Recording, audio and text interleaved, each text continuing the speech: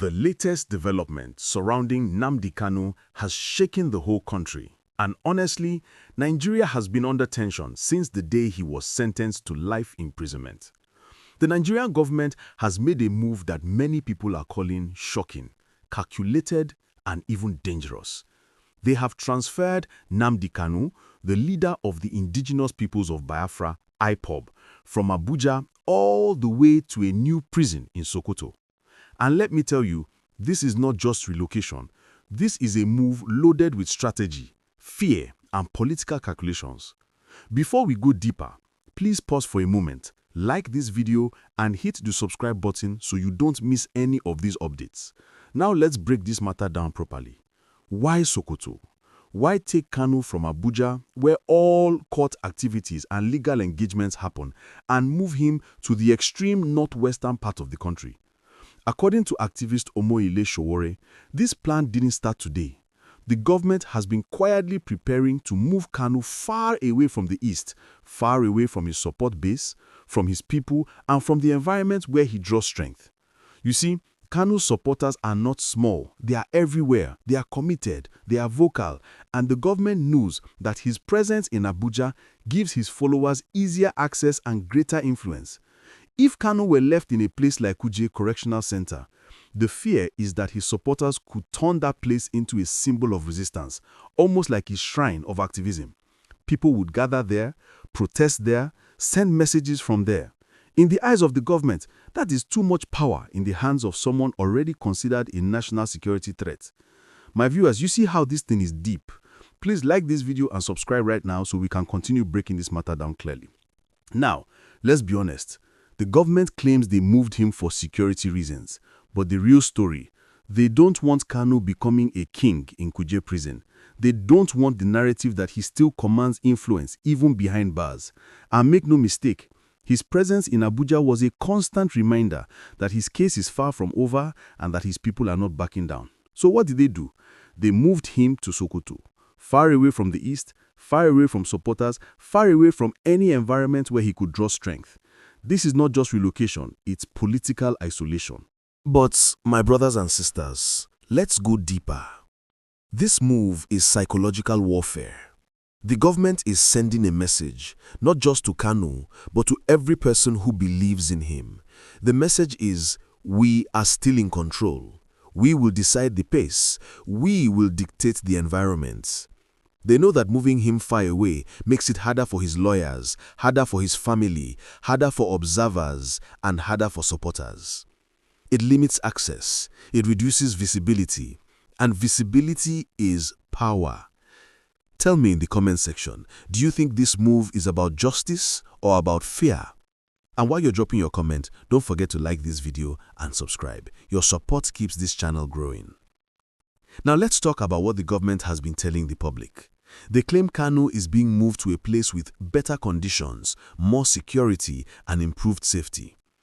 But many analysts say this is just a tactic, a delay, a distraction, a way to calm the public while they implement a deeper agenda.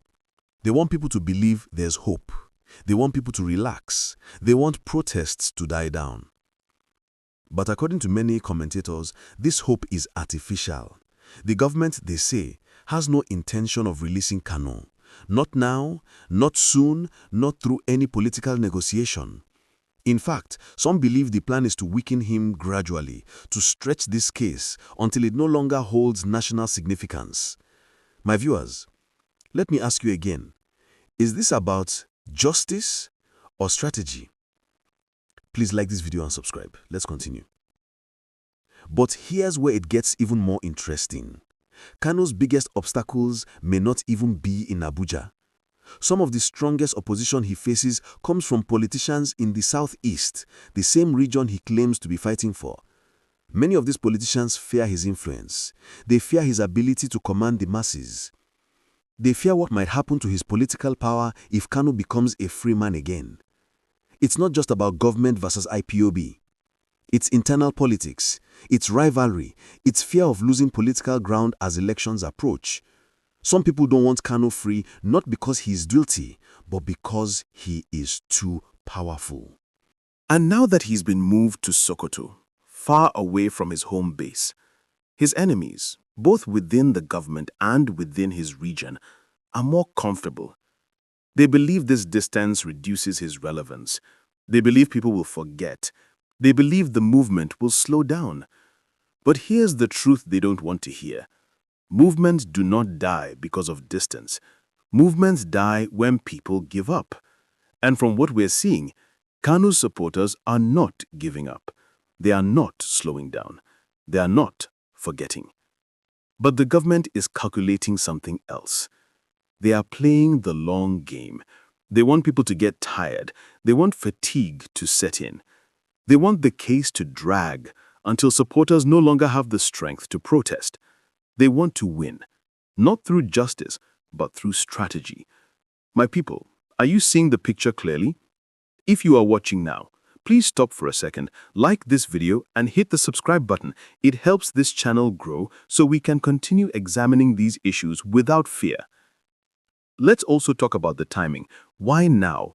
Why move him at this point? The political environment in Nigeria is tense. Economic issues are rising. Security problems are not reducing, and the government does not want another source of national pressure, especially not one as strong as the IPOB movement. So by moving Kanu away, they are attempting to scatter the energy around his case. They want to weaken the center of protest. They want to suppress the symbolism of resistance. But can they succeed? That depends on the people. Movements survive when people refuse to forget. And from what we are seeing on social media, on the streets, and in public conversations, this story is not going away anytime soon. Let me ask you, do you think the government is underestimating the power of this movement? Drop your answer in the comments, and don't forget to like and subscribe. Now, let's talk about something many people are ignoring. If this was only about logistics, they could have moved Kanu to any nearby facility. They could have strengthened security in Abuja. They could have restricted access if needed. But they didn't. They moved him to a region with no cultural connection, no family, and no direct support base. This is intentional isolation. The goal is psychological. The goal is political. The goal is strategic. The government is betting that distance will reduce momentum. But history tells us something different. Whenever leaders are isolated to suppress a movement, the movement often grows bigger. Mandela was isolated. It didn't stop the movement. Gani Fawehimi was isolated. It didn't silence his voice. Ken Saro-Wiwa was isolated. It didn't kill the cause. The same pattern may repeat here. Now, what does this mean for Nigeria? It means the government is choosing a path of confrontation instead of negotiation. It means the government is prioritizing control over dialogue. And that path always has consequences. Let me ask you again. Do you think this move will calm the situation or escalate it? Drop your thoughts below. And please like and subscribe. As we wrap up, remember this.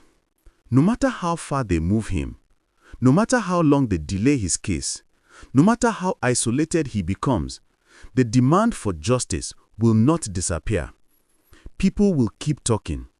People will keep protesting. People will keep asking questions. This story is not ending anytime soon.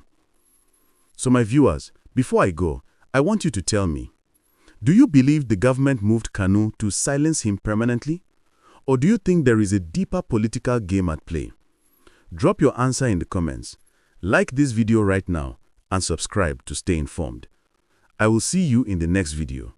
Stay safe, stay aware, and stay engaged.